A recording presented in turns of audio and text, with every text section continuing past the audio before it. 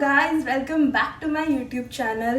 So आज आपण बनवणार आहोत एअर फ्रायरमध्ये फ्रेंच फ्राईज. सो गाईज, खूप दिवसांपासून माझ्याकडे लाईक पोटॅटोज होते आणि मी एकटीच आहे. सो एवढे पोटॅटोज मी खाऊन किती खाणार. सो मी विचार केला आज जरा फ्रेंच फ्राईज बनवूया. आणि आधी मी एकाचंच बनवते because I am not sure की एअर फ्रायरमध्ये कसे बनतील. बिकॉज मी काही व्हिडिओज बघितलेले आणि काही त्यात सॉगी होत होते. So I was not sure of it. So आपण पहिले एकच पोटॅटोचं फ्रेंच फ्राईज बनवणार आहोत. So let's see how we are going to make it. Guys, मी हा एक बटाटा घेतला आहे आणि आता ह्याला पील ऑफ करणार आहे. सो इकडे असे मोठे मोठे बटाटेच येतात. सो ते एक चांगलं गोष्ट आहे. मी आधी हे पील ऑफ नव्हती करणार, बट नंतर विचार केला की आपल्याला परफेक्ट लाईक मॅकडॉनल्डसारखं बनवायचं आहे. So let's do it properly, एकदम प्रॉपरली करूया.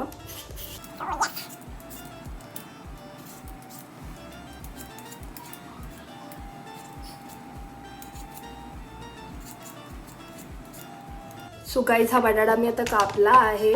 सॉरी, हा मी पील ऑफ केला आहे. आता हा आपण कापूया. तर हे उभे कापूया आपण. ओके, असे कापू की असे? आय गेस आपण असे कापूया.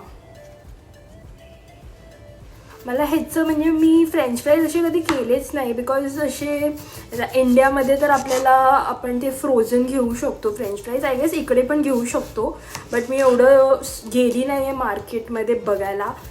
आणि ते मोठे मोठे पॅकेट्स भेटतात आणि मला नाही वाटत की मी एकटी एवढं संपू शकते. सो मी तसेवाले नाही आणले. आणि मी म्हटलं घरी बटाटा जे आहे रॉ तसंच बनवूया. ओके, सो हे माझ्याने असे झालेत गाईज, बट ठीक आहे, मीच खाणार आहे. सो गाईज, आता हे माझे फ्रेंच फ्राईज म्हणजे बटाटा कापून झालेला आहे असं मस्त उभा. आणि मी व्हिडिओमध्ये बघितलेलं, ज्याच्यात मी रेसिपी बघितलेली, की हे जरा थंड पाण्यामध्ये सोक करून ठेवायचे. सो मी हे थंड पाणी घेतलं आहे. त्याच्याने ते जे बटाट्यामध्ये आपलं स्टार्च असतं ना, ते निघून जातं असं त्यांनी म्हटलेलं त्या व्हिडिओमध्ये. So let's C. सो आता मी हे पाण्यात जरा बुडवून ठेवणार आहे आणि मग हे जरा आपण बघूया काय करायचं ते. बघत राहा.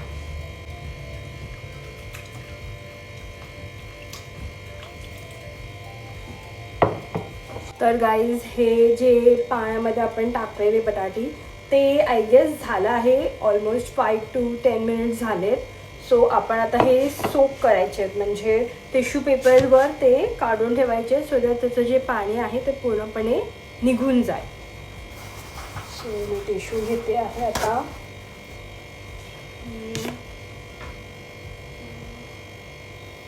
ओके,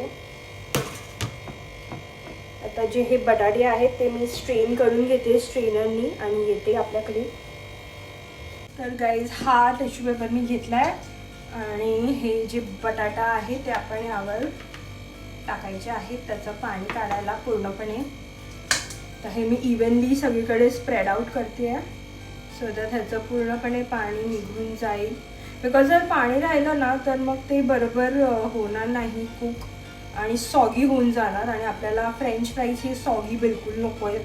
बिकॉज मला तर बिलकुल नाही आवडत. मला क्रिस्पी आवडतात. तुम्ही सांगा तुम्हाला कशी आवडतात फ्रेंच फ्राईज. मॅकडॉनल्ड्सचे फ्रेंच फ्राईज की बर्गर किंगचे फ्रेंच फ्राईज गाईज सांगा जरा. मी ॲक्च्युली प्रिफर करते आय गेस मॅकडॉनल्ड्सचे फ्रेंच फ्राईज. बिकॉज बर्गर किंगचे फ्रेंच फ्राईज मोठे असतात but I feel they are not that much crispy.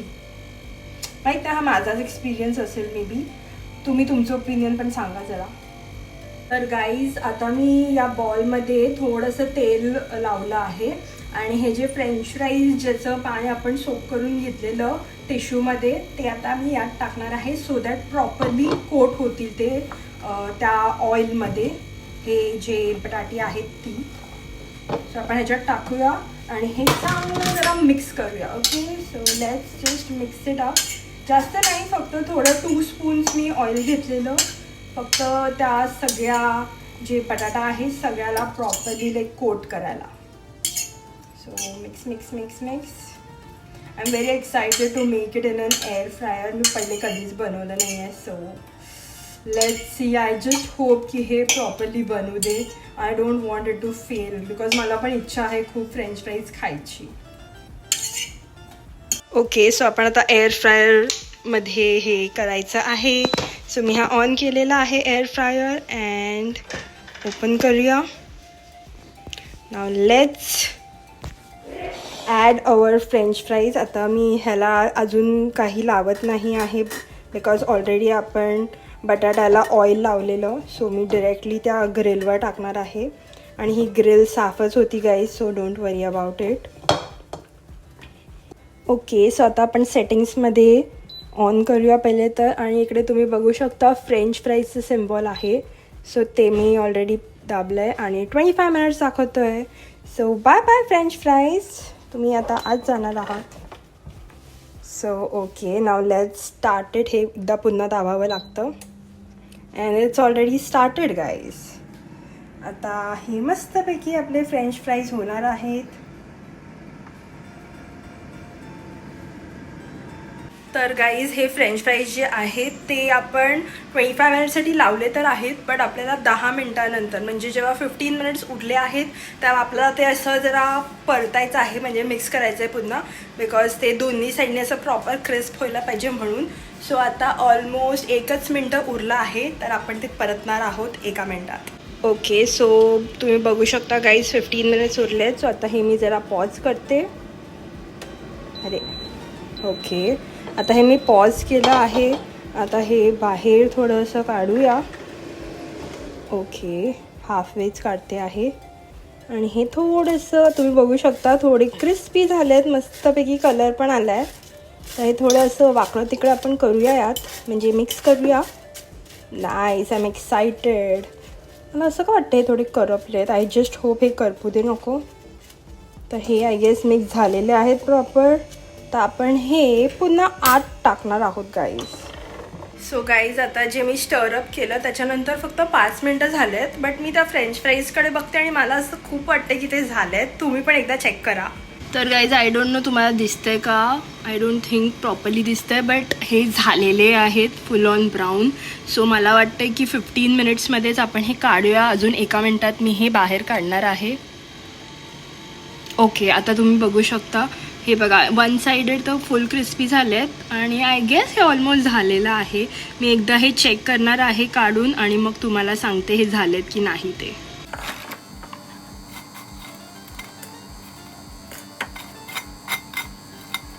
So guys हे एकदम टेस्टला तर चांगले आहेत. मी मीठ आणि काही टाकलं नाही आहे, सो त्याच्यात म्हणजे थोडंसं अळणी आहे, पण आता आपण त्याच्यात ते ॲड करणार आहोत आणि ते आहे हे. सो इंडियावरनं मी हा स्पेशली आपला पेरी पेरी मसाला आणलेला फ्रेंच फ्राईजसाठी आणि आता मी तो टाकणार आहे ह्याच्यात भरभरून, बिकॉज मला तो खूप आवडतो. आणि तुम्हाला जर माझ्याबद्दल माहिती असेल मी सगळ्या जेवणामध्ये हे मी टाकतेच. सो आता मी हा मिक्स करणार आहे त्यात.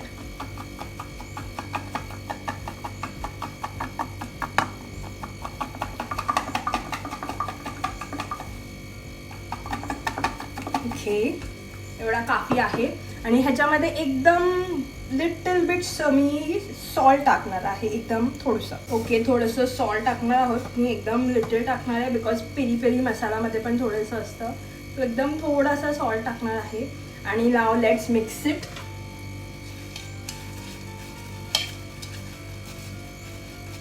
ओके, एकदम दिसायला ना गाईज म्हणजे थोडेसे असं वाटतंय की जास्त ब्राऊन झाले आहेत, बट टेस्टला I feel it is very perfect. आणि त्याचे जे टेक्स्चर आहे, क्रंचीनेस आहे, ते पण एकदम सेम मॅकडॉनल्डसारखंच आहे.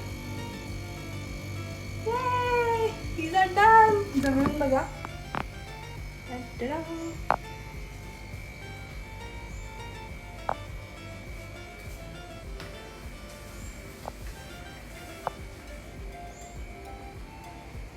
सो गाईज हे असे दिसत आहेत आपले पेरी पेरी फ्रेंच फ्राईज आणि लेट्स ट्राय इट नाव.